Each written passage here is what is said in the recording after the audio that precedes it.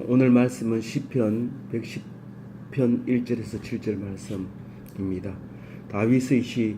여호와께서 내 주에게 말씀하시기를 내가 내 원수로 내 발판이 되게 하기까지 너는 내 오른쪽에 앉아 있으라 하셨도다. 우리는 성경을 볼 때 예수님의 말씀이 구약과 잘 교부시킬 수 없다 뭐 그렇게 얘기할 때가 있습니다. 그러나 성경 한 절 한 절을 보면 구약은 예수님을 쓴 것이 분명합니다. 예수님은 2018년 전에 오신 것이 아니라 훨씬 전에 태초부터 예정되어 있었고 그렇게 오시지 않으면 안 되도록 그렇게 되어 있다는 사실을 우리 성경을 통해서 보면 알 수 있습니다. 특별히 율법으로 부르고 있는 이 시편을 오늘 읽어보면 특히 그렇습니다. 오늘 시는 이 앞쪽 두 시를 포함해서 110편의 시는 다윗의 시입니다. 다윗의 시는 무엇보다도 주님에 대해서 확실하게 더 자세하게 얘기하고 있는 것을 볼 수 있습니다. 오늘 1절에 보면 다윗이 본 내 주 이름은 이제 예수님이 오시고 나서 이름이 붙어지겠지만 이미 이 다윗이 주를 보게 됩니다. 물론 이제 다윗의 후손으로 이제 오시는 게 이제 예수님이죠. 그런데 오늘 그 말씀을 합니다.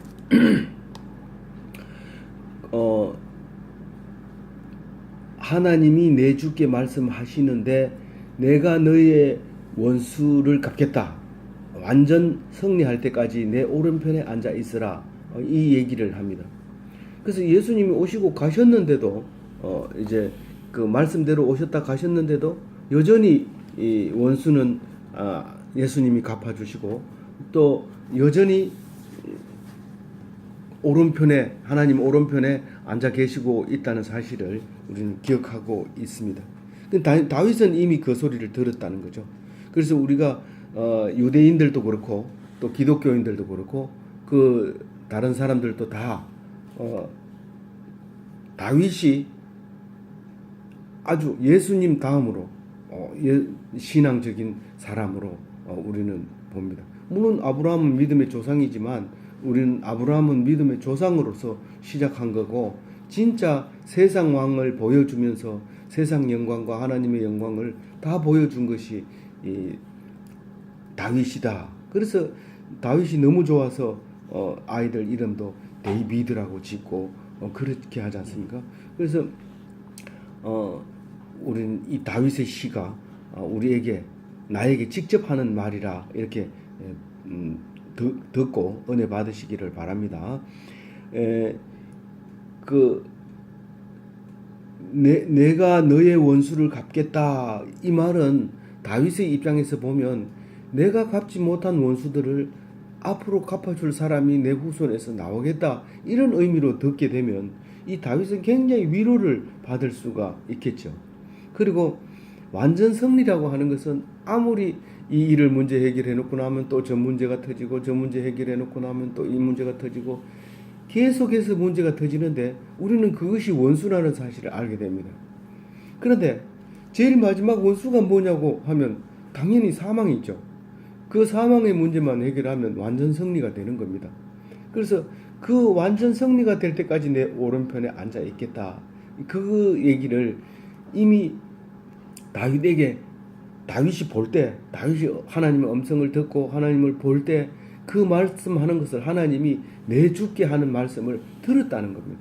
그래서 그 내 주에 대해서 이제 그 오늘 시를 써서 이제 발표하고 많은 사람들이 읽게 한 거죠.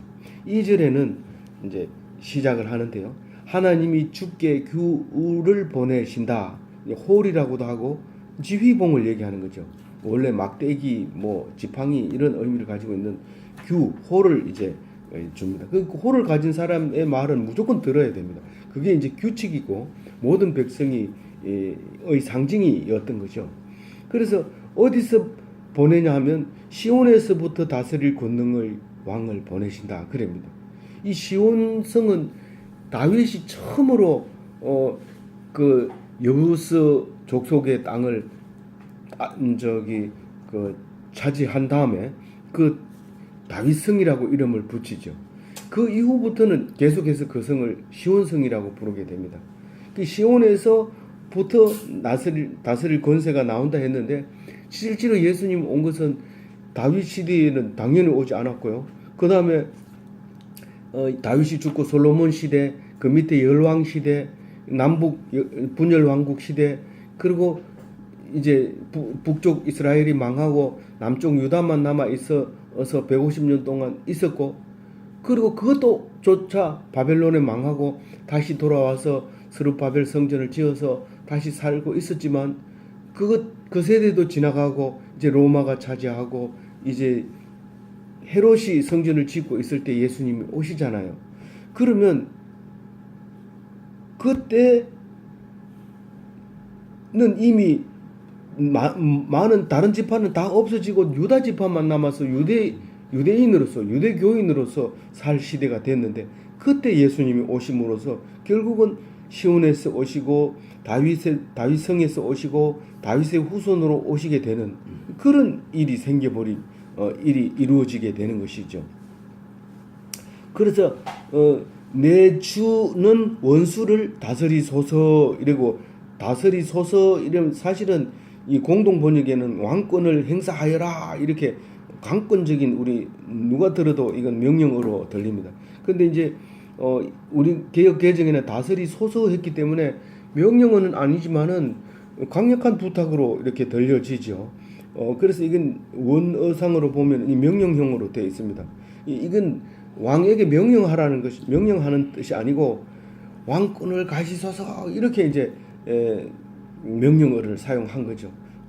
영광이 있어라 이러면은 명령어지만은 그것은 사람 보고 하는 소리는 아니잖아요. 그래서 이제 시니까 그런 글을 쓰는 거죠.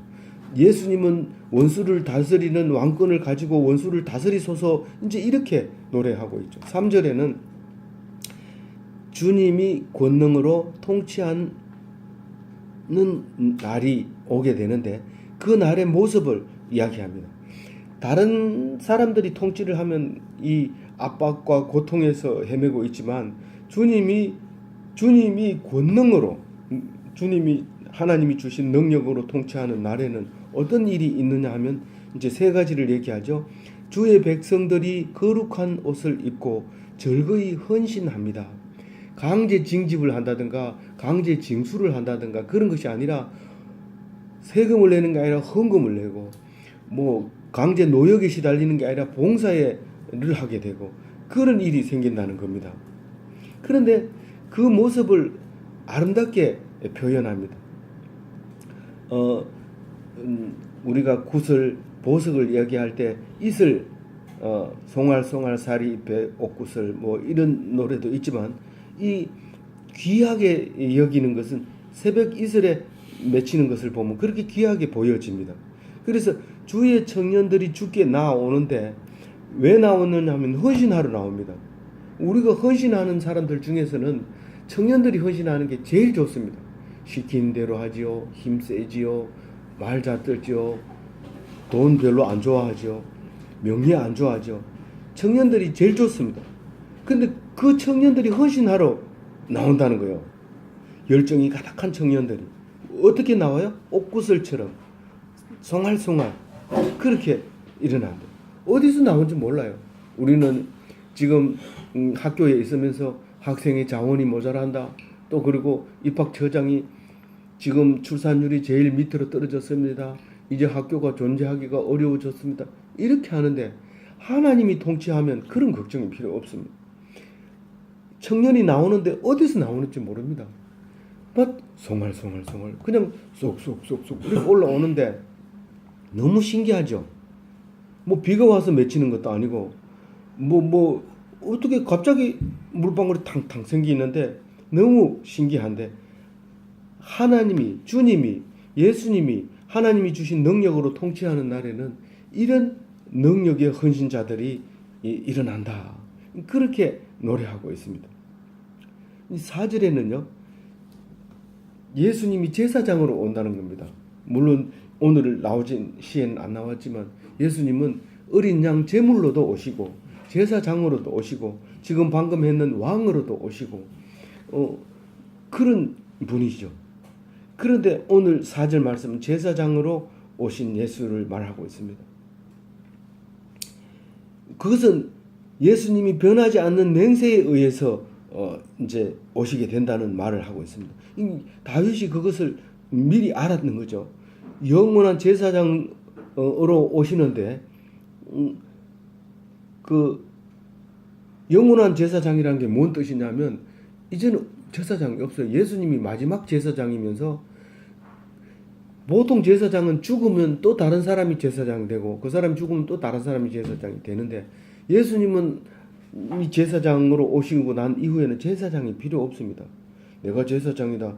아니 구약 성경으로 비추어 보면 네가 제사장이지만 너는 제사장은 우린 필요 없어. 왜냐하면 만인 제사장이기 때문에 예수님은 우리에게 너희들은 전부 제사장이다 이렇게 했기 때문에 우리가 제사장으로 내 죄를 하나님께 직접 고하고 내가 직접 제사 지낼 수 있고 그런 거야. 그럼에도 불구하고 구약 성경을 읽어보니까 제사장이 멋있는 거예요. 그래서 지금 충청도 어디 가면 성막하고 똑같이 치수도 똑같이 그래가지고 만들어가지고 제사를 지냈는데 사실은 똑같이 못 만듭니다. 왜냐하면 제가 계산을 해보니까 1,000억이 넘어요. 이 천막 받침 밑에 은으로 되어 있는 게 그게 1달란트거든요. 33kg인데 그 은으로서 33kg이면 뭐 부피도 엄청 크거든요. 그런 게가 몇백 개가 이게 성막을 둘러야 되는데 누가 그 개인적으로 돈 내 가지고 그거를 만들 수 있겠어요? 그건 불가능한 일. 그리고 예를 들어서 우리나라가 기독교 국가라서 그걸 성막을 만든다고 합시다. 1,000억을 들여가지고 만든다고 그대로 합시다. 불가능합니다. 왜냐하면 그게 예수님이 오셔서 제사장이 필요 없는 나라를 그 필요 없는 걸 왜 만들어요? 그런데도 거기 인터넷을 찾아보고 갔더니 조용히 하라. 차 시동도 끄고 조용히 하라. 개 짖는 소리도 이 동네에서는 짓지 못한다고. 지금 예식이 시작됐기 때문에 전부 조용히 하라고. 이렇게 하는 거예요. 물론 그 교육상으로 그때는 이렇게 제사 지냈다 하고 모양을 보여주는 것까지는 좋지만 제사장이 필요 없습니다. 예수님이 제사장 하셨기 때문에. 근데 이 제사장은 원래 이때만 하더라도 레위인이 제사장이 돼야 됩니다. 야곱의 12아들 중에 세 번째 낳은 아들 이름이 레위인데 그게 이제 출애굽하면서 그 모세가 레위 지파 사람이다 보니까 레위인에게 이제 제사장 권한을 맡기고 이 두루마리 또 돌판 이런 말씀을 맡기게 됩니다. 그래서 제사장은 말씀을 전하는 사람을 보고 제사장이라고 부르는데 그 제사장이라고 하니까 사람들이 다 믿지 않는 거예요. 그 제사장은 레위인도 아닌데 유대인이 어떻게 제사장이 되냐? 그렇게 말할 때 성경을 봐라. 아마 이미 다윗이 벌써 하나님 말씀을 들었다.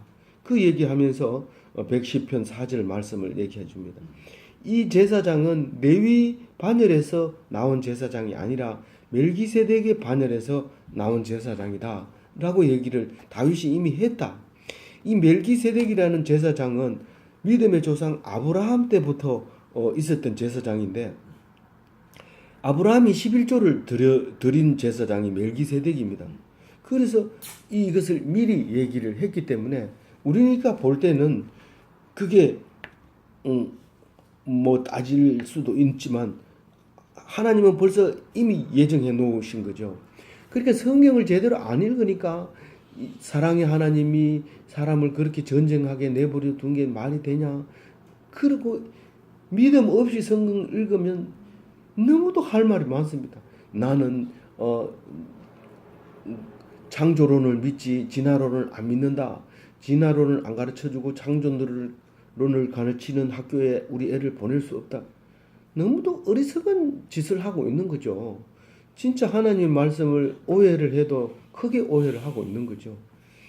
나는 뭐 이렇게 잘한 일을 잘해서 죽으면 천국 간다. 하나님이 예수님이 야단치면서 너희들이 오해를 해도 많이 오해를 했구나. 천국에는 시집 장가 안 간다. 그 얘기 산자의 하나님이다. 그 얘기를 하는 걸 우리가 직접 들었는데 그걸 듣고도 잊어버리거나 혹은 듣고도 이해를 못하거나 자기 생각이 빠져서 귀에 안 들어왔거나 그런 거죠. 5절 말씀은 오늘과 그날 두 가지를 얘기합니다. 5절은 그날을 얘기하지만 7절은 5절은 오늘을 얘기하지만 7절은 그날을 얘기합니다. 7절의 그날은 6절의 진노의 날과 같은 날인데 오늘은 어떤 날이냐면 예수님이 하나님 우편에 계시는 날입니다. 오늘 지금 예수님 우편에 앉아 계셔서 이 나라를 통치합니다. 아니 이거는 지금 다윗이 3,000년 전에 했던 시편인데 왜 오늘을 얘기하느냐? 오늘을 얘기하고 있는 겁니다. 오늘 우리에게 관계 없으면 이 책은 소설책과 같고 역사책과 같습니다. 근데 이건 역사책도 아니고 소설책도 아니고 성경책입니다. 우리에게 말씀으로 들려주시고 말씀으로 살아계시고 우리의 지금 임재하고 계시는 말씀을 말하고 있습니다. 하나님 우편에 계시는 그 예수님이 지금 진노의 날에 오게 되는데 예수님이 진노하면 그건 승리의 날입니다. 종말의 날이고 심판의 날이고 재림의 날이고 멸망의 날입니다. 그 날이 반드시 오는데 모든 세상 왕들을 쳐서 깨뜨릴 것이다 라고 얘기합니다. 세상에는 왕이 엄청 많습니다. 근데 예수님이 오면 그 왕들은 다 깨집니다. 학교에 가면 학교의 장, 회사에 가면 회사의 장, 친구들한테 가면 친구들의 장, 왕따 하는 데 가면 왕따에 시키는 장, 전부 장이 있는데 그 장을 얘기하는 겁니다. 세상 왕들을 깨뜨리. 그건 소용없어요. 세상 대장이 있을 수 없어요. 예수님이 대장이고 하나님이 대장이시니까. 그리고 6절에는 문나라를 심판한다. 그렇게 얘기합니다. 문나라를 어떻게 심판하냐? 우리는 대장이 없으면 안 됩니다. 왜 미국은 핵을 가지고 있으면 괜찮고 왜 북한은 핵을 가지고 있으면 안 됩니까? 교수들도 그런 질문을 해요. 형한테 대들면 맞지. 형이 가지고 있지 마라 하면 가지고 있지 않아야 돼. 형이 아니고 형을 안 모지. 그러니까 한번 골탕이 가지면 혼난다. 그러고 싸우는 거지. 근데 우리나라는 왜 안 가집니까? 핵 우산 정책이라는 핵 밑에 있어서 항상 핵을 안 가진 사람을 핵 가진 사람이 지켜줘야 되잖아요. 그래서 일본이나 한국 같은 사람은 그 핵 우산 밑에서 핵도 못 만들고 미국이 하라는 대로 하고 혼내면 야단 맞고 그렇게 살고 있잖아요. 근데 그 세상 왕들이 심판받는 날이 진노의 날, 그날 종말의 날이다. 그렇게 얘기합니다. 그날은 시체로 가득하리라. 그래서 다 죽는데 남은 자만 살아남게 됩니다. 동영상을 제가 보다 보니까 우연히 보게 됐는데 이상한 일이 벌어집니다. 지금 미국의 어떤 특정 지역에 가면 그 관을 짜는데 그건 비밀 지역으로 되어 있는데 엄청 많은 관을 수도 셀 수 없는 관을 짜서 적재해 놓은 것이 있는데 유추하는 사람들 말로는 여러 가지 설이 있습니다. 뭐 어떻게 사람들을 그렇게 많이 죽이려고 하는 건지 아니면 죽을 것을 미리 예비하는 건지는 모르지만 그런 일을 하고 있는 부분도 있다고 합니다. 제가 이게 검증되지 않는 동영상을 보고 말씀드려서 대단히 죄송합니다. 제가 그게 생각이 났어요. 시체로 가득하게 되리라. 여러 나라의 머리를 쳐서 깨뜨리시며 나라의 수장이 깨지면 머리가 깨지면 그 나라는 무너지는 거죠. 없는 거죠. 제가 어제 달마디아로 갔고 그 달마디아에 대해서 찾다 보니까 유고슬라비아라는 옛날에 나라가 있었는데 그게 달마디아더라고요. 근데 지금은 그 나라가 세 나라로 쪼개져 가지고 이제 있어요. 그런데 계속해서 이제 나라가 바뀌죠. 근데 나라가 수장을 치게 되면 다 흩어지고 분산되고 깨지고 흐트러지고 이렇게 되는 모습을 볼 수 있습니다. 그게 예수님의 진노의 날, 그날이다라고 얘기합니다. 근데 7절에 보면 우리가 보통 사람이라기보다 그냥 가볍게 읽으면 이해가 안 되는 말입니다. 길가에 시냇물을 마심으로 그의 머리를 드시리로다 이렇게 기록했습니다. 이게 도대체 길가에 시냇물은 뭐고 그의 머리를 드는 게 뭔가? 주님은 그날 주님은 그날 길가에 시냇물을 마시고 그 시냇물을 우물에 있는 물을 마신다는 것은 참 행복한 겁니다. 지나가는 하천의 개울물을 먹는다는 거기다 오줌도 넣고 똥도 설고 폐기물을 다 강가에 흘리는데 그 물을 마시는 거예요. 그건 아주 비천한 사람들이 먹는 거죠. 그런 오염된 물을 마신 비천한 신분으로서 그것을 먹고 그의 머리를 들리다. 그 길가의 물을 마시는 사람은 머리를 못 듭니다. 거지들이나 이런 사람들은 함부로 어디라고 네가 함부로 쳐다보는 거야? 그러면 그건 중죄인 돼버립니다.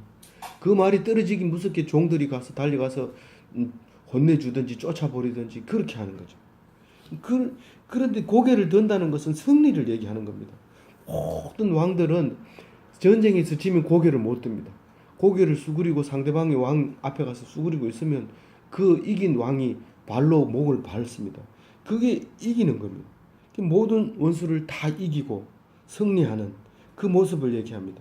예수님이 제가 이게 칸이 모자라서 안 적었는데요. 그 쓴 잔을 마시고 십자가에 돌아가십니다. 그리고 승리하십니다. 여기 제일 밑에 요한복음 19장 30절에 써놨습니다만 심포도주를 마시고 고개를 숙이는 거예요. 머리를 숙이고 죽은 거죠.